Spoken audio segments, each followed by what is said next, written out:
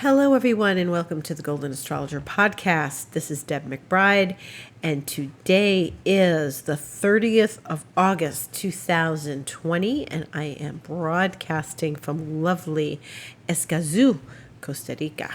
So, we have another interesting and busy week ahead, but we're going to start with today because we had two significant aspects today. So, we had two oppositions today. One of them was early this morning at 9:27 a.m. Eastern Time, and that is the Venus-Pluto opposition. And unless Venus goes retrograde opposite Pluto, or nearing the opposition to Pluto, this only happens once a year. And it is a powerful aspect. It's an intense aspect. If you are a Venus-Pluto person, you are going to feel this. You are going to feel the relationships that you have. You're going to have like a review session of your relationships, or there's going to be something that comes up about your relationships in your life, because Venus rules relationships and Pluto is the deep, powerful connection you have to others as a result of your relationships. And one of the things that you are dealing with, and what we're all dealing with today, is, the powerful connections we have to each other. And one of the things I wanted to announce today is that I am doing a class, and it's called Opening Your Heart with Astrology. And it's going to start next Tuesday, the 8th of September, and it's going to be at 6 p.m. Eastern Time. And I figured I announced it I announced it last night when the moon went into Aquarius, and people were responding today as Venus-Pluto is in the air. And this is all about opening your heart. This is all about going deep and connecting with that part of yourself that needs to open. And one of the things that's so important about opening your heart, and this is one of the things we do under Venus-Pluto, is Venus-Pluto, it gives us the opportunity to open our hearts. And so one of the things that's really important to do, is open your heart, because it gets you into a better place emotionally and psychologically and also physically. And it's not an easy thing. It's not something where, you think, oh, my heart's open. Of course my heart's open. And it's not necessarily the case. So we all can open our hearts more than we already have. And there are places where we are definitely closed. And, we all have varying degrees of heart openness and closure. And it's really something that's needs work in our society, especially since we are all in an isolation place. Since we've been isolated this year, since the intimacy is broken, you can't often see a smile on someone's face because they're wearing a mask.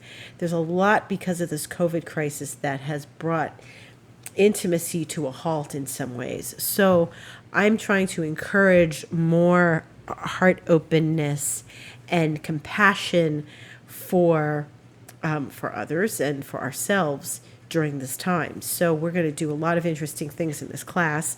We're going to look at mythology. We're going to look at the individual astrology, the aspects to the moon and Venus. We're going to talk about nature and the relationship to nature and how it is crucial for opening our heart. We are going to talk about essential oils that are good for helping open the heart. All things that work on an emotional level. And just the importance of opening your heart and what it feels like. And I'm encouraging people to share their experiences. So it's going to be every Tuesday, 6 p.m. Eastern Time, and it'll go for 90 minutes. And that will be a 10-week class. It will start on September 8th. So if you're interested, it's $150 for the 10 weeks, which is a great deal.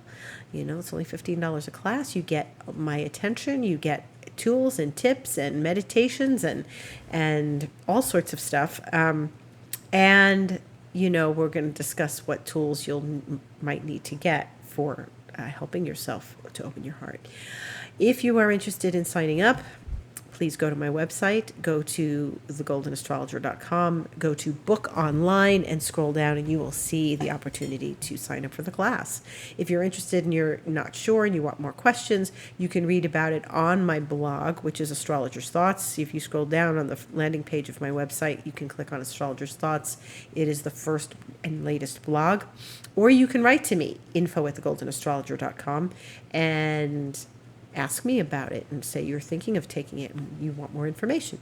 So, onward to today. Venus-Pluto is the opposition, and then the other opposition that we had later this afternoon was Mercury opposite Neptune. And that is a very spiritual aspect, and that is, the feeling of using your intuition and having a spiritual conversation and tuning into things that were being brought to you from, the quantum field, the meditative state, the psychic realms. And so Mercury and Neptune are deeply in a connection today. And it's interesting because Neptune is in Pisces, which is its own sign. And Mercury is in Virgo, which is its own sign. And, those signs are opposite each other. But this is really important because each of these planets is placed in its own powerful place in the zodiac. And so therefore, this is, connecting, speaking, articulating, talking has been a very important thing today. And, I connected with a dear friend today for a long time, and we had a very big, long conversation about many things. And we, it was a fulfilling conversation. And that is the kind of conversation you want to have during a Mercury-Neptune opposition. So,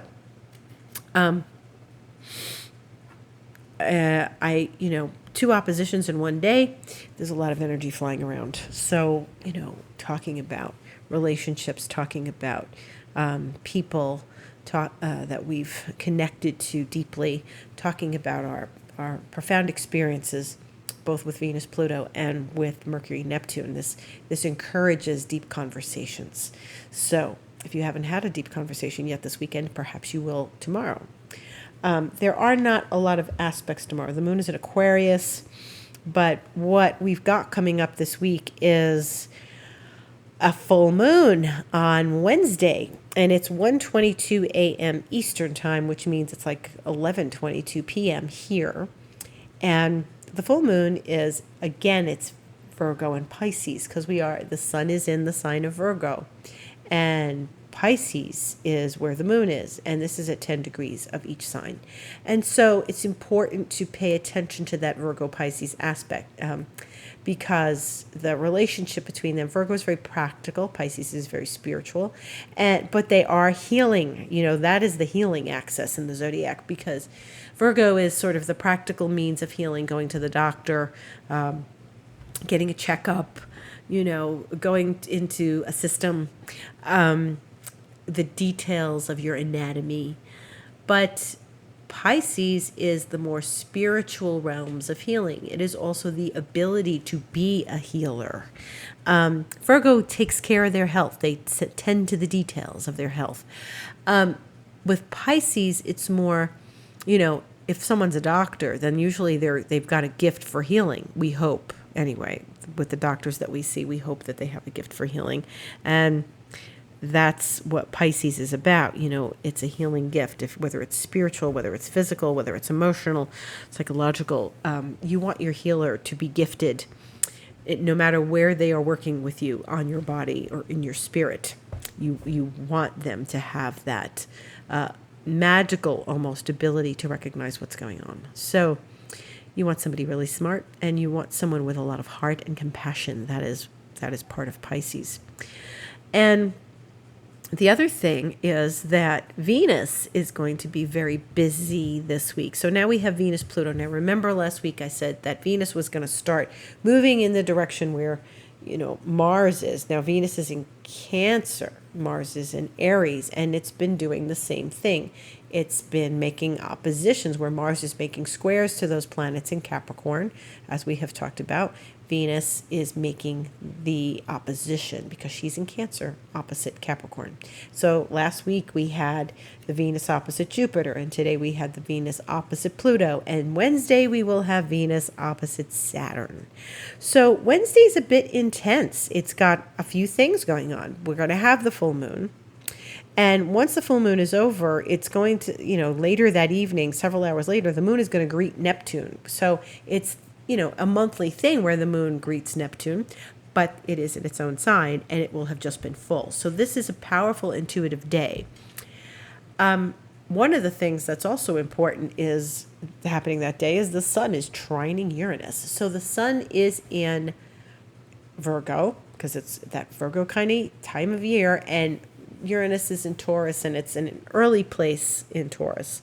So we are dealing with this big Earth trine, a lot of Earth again, flying around the heavens, a lot of Earth. The moon was in Capricorn the last couple of days before it went into Aquarius, and that was the 7th planet in Earth. So this week, it's good. We have some more water in the sky. Right now, there's air in the sky. We need that. We need this balance of elements. Tomorrow, the moon will still be in Aquarius, and then it goes into Pisces on Tuesday. But when it becomes full on Wednesday, it's going to accompany these other aspects. So it's going to, reach its, fullness. And it's the Virgo Pisces axis that we have every year, and I think it's the harvest moon because it's the time of harvest in the northern hemisphere. It's September, and that's right, September starts on Tuesday. September 1st is Tuesday, so this is Wednesday, September 2nd, that the full moon occurs, and then it will go join Neptune. And in the meantime, it's going to make very nice relationships to Uranus and Jupiter. Now, this is like there's all sorts of grand trines going on because it's the sun and it's Uranus, and then there's the moon and Jupiter, and there's lots of trines in the sky, and the moon is going to be moving from one relationship to another. So the moon will move from Uranus, sextiling Uranus, and then it's going to be sextiling Jupiter, and we've got a lot of softer energy accompanying the full moon, and then that Venus-Saturn. Venus-Saturn is a little hard. It's talk about opening the heart. Venus-Saturn really requires to pry our hearts open when we're dealing with Venus there. We are dealing with an enormous amount of closure with Saturn. Saturn doesn't want to be pried open. It wants to shut the door and has lots of reasons and very logical reasons as to why the door should remain shut on the heart. And if you are a Venus-Saturn person and you have a hard aspect, such as the opposition that we're going to have on Wednesday, you will probably feel this on Wednesday, but you'll also recognize where you have been shut off or shut down and where it's important for you to be opening your heart. And so it's a necessary thing. It also, opening your heart keeps you out of lack, and all sorts of lack, not just lack of, friendships and relationships or lack of love. It keeps you out of lack, the flow of abundance in your life if you open your heart. So it's very important to open the heart. So with Venus-Saturn, if you recognize that you are having difficulty with that, well, then come join our class. But also just being aware of how you're having difficulty opening your heart. And that, Venus-Saturn is a trust situation. It's where we are not trusting people or, situations ourselves, where we feel that we can't have faith and we can't trust things. And there are times when we have experience and we know a certain situation with certain people and specifics we should not trust. But we have to trust our gut, and we have to trust ourselves, and we need to be very aware of how we are, connecting with whether we are trusting or not. So your brain might shut everything down. Your brain might say, "No, I can't do that. I can't do that again. I've done this 1,000 times. I can't do this again.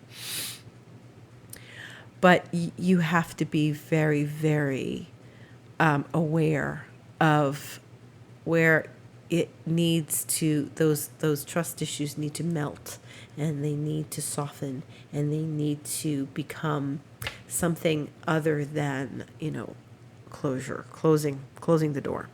So Venus Saturn makes us aware of where we are closed. Venus Saturn also, it can invite us to shut the door, and we have to do it with the full moon, and then, that's the sun opposite the moon, and then Venus is opposite Saturn. So there's a part of us that wants to protect our heart and not allow things in, people, situations,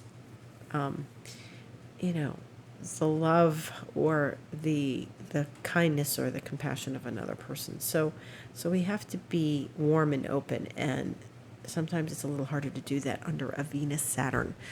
But I invite everyone to be consciously aware of how they are using that aspect. So as we move into Thursday, we've got Mercury trining Saturn. So Mercury will already be starting to trine Saturn on Wednesday. And you know what? Mercury in Virgo is doing a good thing. Mercury in Virgo is really helping us with that clump for Capricorn, that Saturn, Jupiter, Pluto situation going on in Capricorn. Anything now, because we're in Virgo and the Sun and Mercury are in Virgo, they are really helping us. Those planets are helping us move into a state where we understand them a little better. We're not closing the doors readily, where we are coping with this global situation a little better, perhaps, and things are starting to open up a little more. You're going to see things opening up. They're opening up here a little more.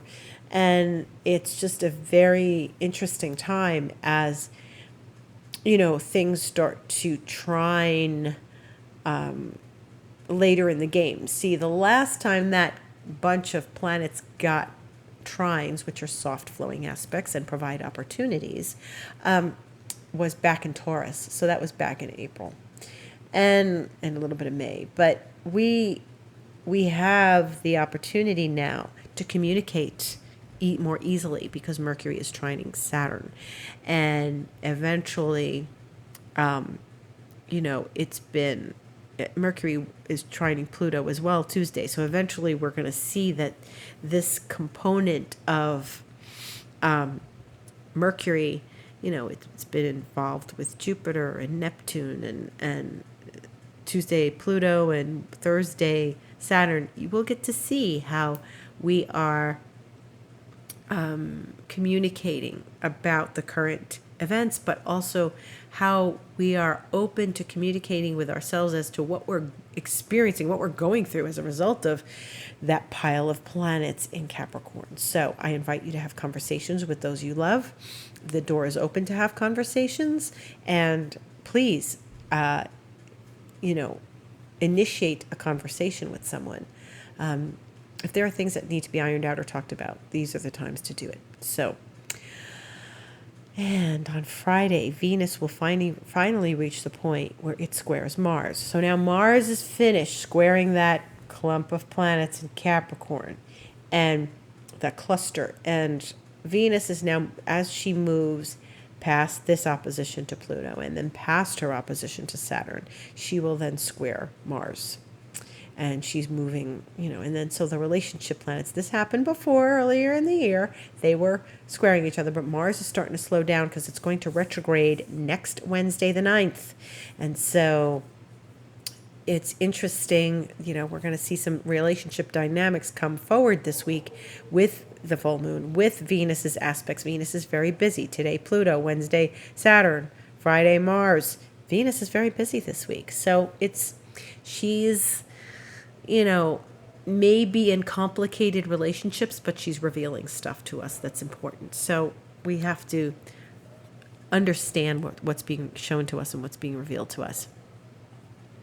Now, we have planets changing signs. So Venus, not only will she finish up her relationship to these Capricorn planets because she's in Cancer. And then she's squaring Mars on the way out of Capricorn, but she will go into Leo next Sunday at 3:22 a.m., which is the wee hours of the morning Eastern time.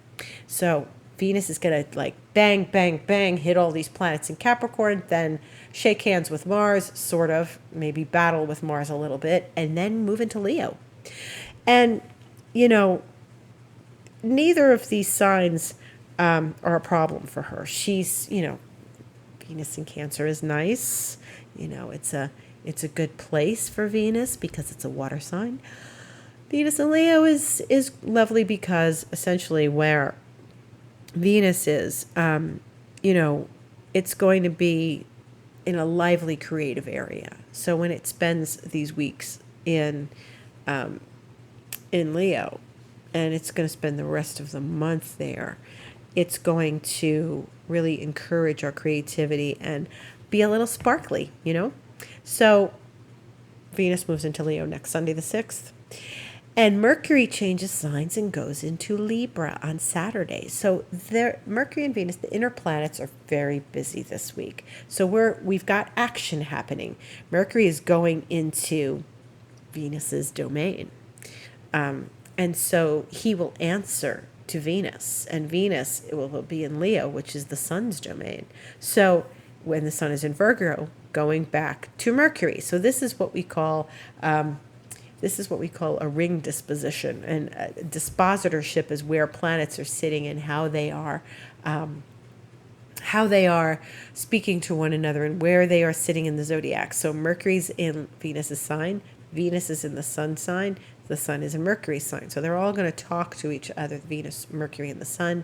And this is really important to pay attention to, because if, I'm a person with a ring disposition in my astrological chart, and depending on what you have, it's a dispositorship in your astrological chart, you're either very direct or you are someone who is complex. And this is a complex vibe. This means that there are complexities and layers and channels and chambers and things to work through and work out. And it's so important to really pay attention to how we're relating, how we're communicating, how we shine, how we step forward and communicate.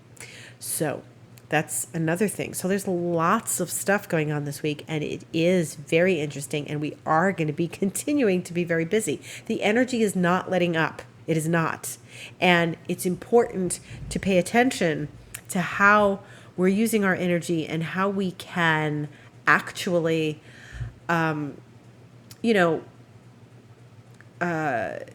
use this Capricorn vibe that we've got going on all year to our advantage, instead of saying, oh, well, COVID ruined my business or my relationship life or my social life or my family life or something, or my kids are driving me crazy because they're home all the time. We're getting, Venus is coming in and opposing everything. And then Mercury's following close behind and trining the same planets. So wherever Venus goes, Mercury follows and smooths it over. So wherever, you may feel a relationship thing, Mercury comes in with communication. And then there's another relationship thing. And then Mercury comes in with communication. So this is what keeps happening. Today we had Venus opposite Pluto. Mercury trines Pluto on Tuesday. Wednesday we will have Venus opposite Saturn. Mercury trines Saturn on Thursday. This is a pattern that's happening. And eventually the sun will make these same trining relationships starting on the 9th to these Capricorn planets. So we are being allowed to see how this where the benefits are in this, where we can move ahead with this stuff, as opposed to being stuck with it and saying, you know what, this ruined my life. And you gotta, when you're handed lemons, you make lemonade. Okay. You use your lemons wisely. You make lemon meringue pie. You make lemonade. You make lemon custard when you're given lemons. So this is what we have to learn in this week ahead.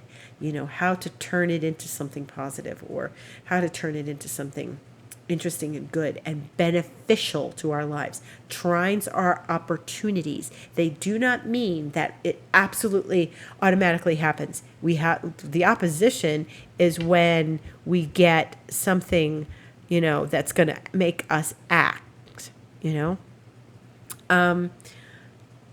And, you know, the opposition makes us act, the trine smooths it over, provides an opportunity. And it's not something where we feel like we are stuck. So we have to use this energy. It's giving us opportunity to move it out. The other thing that is going to happen this month, and that is very important that I want to touch on, is that both Jupiter and Saturn are going to go direct from their retrograde states. So Saturday the 12th, which is not till, another couple weeks, Jupiter is going to go direct in Capricorn. And Tuesday the 29th, which is much later in September, it's really a month from now, Saturn will go direct. And why is this important? Why am I bringing it up? Because Jupiter and Saturn, as I have mentioned before, and maybe you've heard it through my other, webinars and things that I've given, Jupiter and Saturn are going to meet up and be together in Aquarius. And they're going to hit the 0 degrees Aquarius point on December 21st and conjunct together. And this is a very important aspect, and it is called in astrology the Great Conjunction. The last time this happened was May 2000. The time before that was 1980. It happens once every 20 years. This is not a typical aspect. This has been a non-typical year. It's an atypical year. So we had Saturn-Pluto, then we had Jupiter-Pluto, and then we're having Jupiter-Saturn. And so this is how we're going to end the year. And a couple of things about this are very, very important. Because these two planets are going to start moving direct, it means they're getting ready to have that great conjunction. So once Jupiter goes forward and then Saturn goes forward, we're going to start feeling the rumblings of their conjunction. And they are going, they went retrograde the same week back in May. It's the second week in May. And now this month, September, they are going to go direct a few weeks away from each other. It's very important because notice what starts to happen as a result of these planets moving forward. They are going to start giving you the story that we're going to experience the end of the year and into next year. Now, this is a very powerful aspect. Like I said, it only happens once every 20 years, and it usually is some sort of turning point. So we've had some turning points this year already, and this is yet another one. And I don't think that this indicates more COVID, but I do think it indicates more of the experience of the next chapter. And so one of the things that's important about this is that what are people talking about? They're saying that they don't know, and we don't know, and we are living in the unknown. And remember when the COVID thing really started to catch fire, and that was when Mercury was retrograde in Pisces. And if there's ever a sign that's about not knowing, it's Pisces. It's where we have to have absolute faith. And Jupiter is the original traditional ruler of Pisces. But when it meets with Saturn, as it will in December, it gives us pause. It isn't the, hey, Jupiter, I can feel it, and it's going, it's going forward, and it's going to be an amazing thing, and this ride is going to be cool. No, it's been in Saturn's sign all year. And then it's going into Aquarius, which is also kind of a Saturn sign. But really, Saturn and Jupiter, when they come together, say you have to have faith when there's no reason to. You don't overblow your faith. So Saturn tempers it. Saturn gives you a little bit of a slowdown. It says, I really don't know what's going to happen. And this is where have been saying, all of us have been saying, well, we don't know. We're still living the unknown. We're still living the unknown. We don't know what's going to happen, what COVID is going to bring, what this is going to manifest. A lot of these things are not sustainable. A lot of this, the way they're doing things, they're reacting, the governments, that means, and the powers that be, are reacting in a way that is they're just trying to do the best they can because they don't know what else to do to prevent it getting more intense. So when we say we don't know, we have to have faith. And wherever the 0 degrees Aquarius lands in your chart, take a look. And if you don't know, go get your chart read. And understand where this Jupiter-Saturn is going to happen because it's crucial. It really is. If you're Aquarius or Aquarius rising, this is paramount in your life. And as my former teacher, who I've been in touch with recently, has said to me, it's all about Aquarius now. It's all about Aquarius. And when this month, by the time this month ends, you will feel that it's going to be all about Aquarius, or this conjunction. So pay attention and have faith. We have to have faith right now. And Jupiter Saturn tells us that we have to have faith even when we don't feel like there's a reason to have faith. Usually something manifests and we go forward in a brand new way. Pardon me. We go forward in a brand new way. So on that note, this has been the Golden Astrologer Podcast. I'm Deb McBride. My website is thegoldenastrologer.com. My Instagram is the Golden Astrologer, where I put almost daily videos up about the current astrology, and you get to see me discuss whatever happens that particular day. Now, once the day is happening, I'm more in tune with exactly the vibe and how it's feeling, and so I try to give help to people that way on Instagram. If you would like to book a session with me, go to my website and go book online. I hope you will join me in my heart-opening class. We are going to have a lot of fun. It's going to be interesting. It's going to be fascinating, and you will come away from it with your heart more open, and you'll learn how to know when your heart is closing and when it is opening, and how to keep it open, and when to be protective but open. And that's really important, especially right now. It's so important. So I thank you, and I have much gratitude for all of you for listening. And please continue to listen and stay tuned, as many things are coming forward. Have a beautiful week.